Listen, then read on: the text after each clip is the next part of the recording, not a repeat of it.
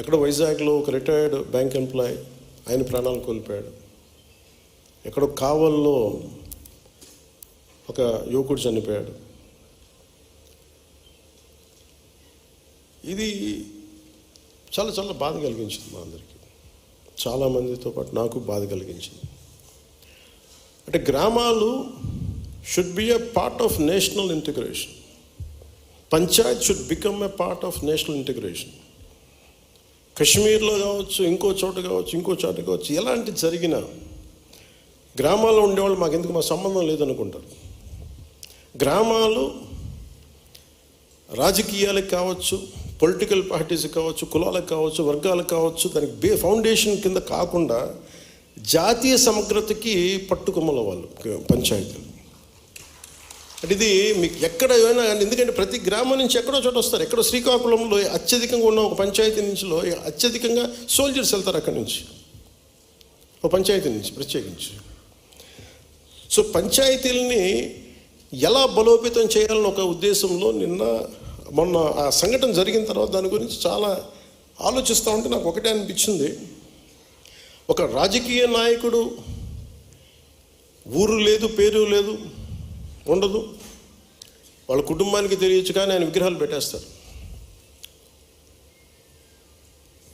ఏదన్నా విగ్రహాలు పోతే గోల చేసేస్తారు. కానీ ఏ దేశం అయితే మనకు ఆధారం ఇచ్చిందో, ఏ దేశం అయితే నీకు భారతీయుడని ఉనికిచ్చిందో, ఆ భారతదేశాన్ని స్మరించుకునే ఒక ఏ చిహ్నం లేదు, ఎలాంటి చిహ్నం ఉండదు, గుర్తుండదు. అందుకని నేను ఈరోజు నా ప్రతిపాదన ఉన్నతాధికారులందరికీ, శశిభూషణ్ గారికి కానీ, ఇక్కడున్న కమిషనర్ గారికి కానీ, అందరికీ ప్రతి పంచాయతీలో జాతీయ సమగ్రత ప్రాంగణం అనేది చాలా చాలా అవసరం. దాంట్లో జాతీయ సమగ్రత స్తూపం.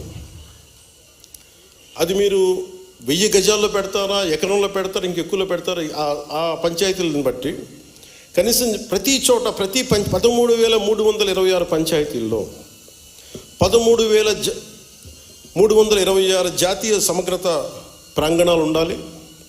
13,326 జాతీయ సమగ్రత స్తూపాలు ఉండాలి.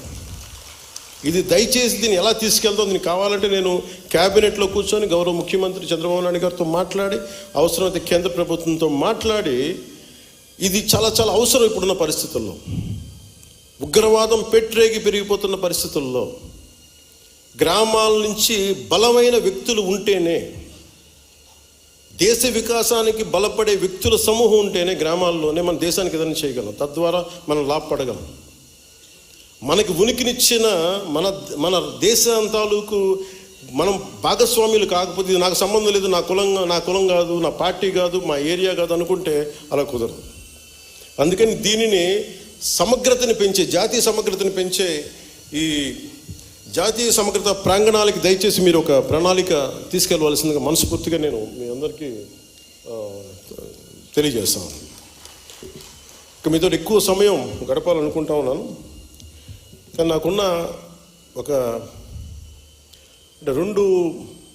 నిన్న కాశ్మీర్లో చనిపోయిన వ్యక్తుల్లో మన ఆంధ్రప్రదేశ్ చెందిన వాళ్ళు 2 ఉన్నారు. ఈ బాధ్యతలు నేను కూడా వెళ్ళి వారి క్రిమేషన్లో, వారికి దహన కార్యక్రమాల్లో పాల్గొనాలని నిర్ణయించబడింది. అందువల్ల దానికి బయలుదేరుతున్నాను. లేదంటే మీతోటి మీ అందరి గురించి ఉండేవాడిని ఎక్కువసేపు. కాకపోతే నాకు ఇంకా ఏ ఫ్లైట్ ఏం లేదు అక్కడికి వెళ్ళడానికి, దారిలోనే వెళ్ళాలి 200 కిలోమీటర్లు ఇక్కడి నుంచి. అందుకని ఇప్పుడు వెళ్తే కనీసం 3:30 కల్లా చేరుకుంటానని ఆశాభావంతో నేను ముందుకు వెళ్ళాల్సి వస్తుంది. అలాగే వైజాగ్లో ఎవరైతే చంపబడ్డారో ఉగ్రవాదుల దాడిలో, వారి క్రిమేషన్ కూడా వెళ్ళాలని నిర్ణయించడం అయింది. అందువల్ల ఈ రెండింటికి వెళ్ళాల్సింది కాబట్టి నాకు సెలవు ఇప్పించవలసిందిగా మీ అందరికీ మనస్ఫూర్తిగా కోరుకుంటున్నాను.